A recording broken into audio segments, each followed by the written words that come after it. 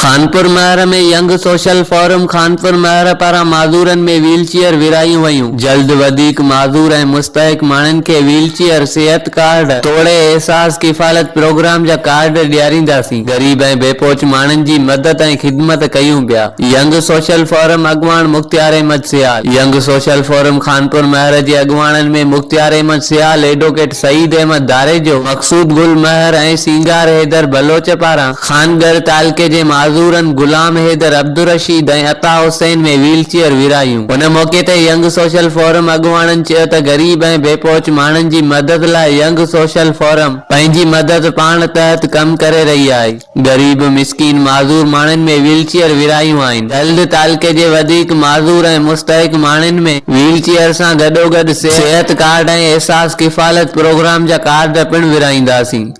मीर मंठार अली चन्ना, तोंग न्यूज़, खानपुर महर।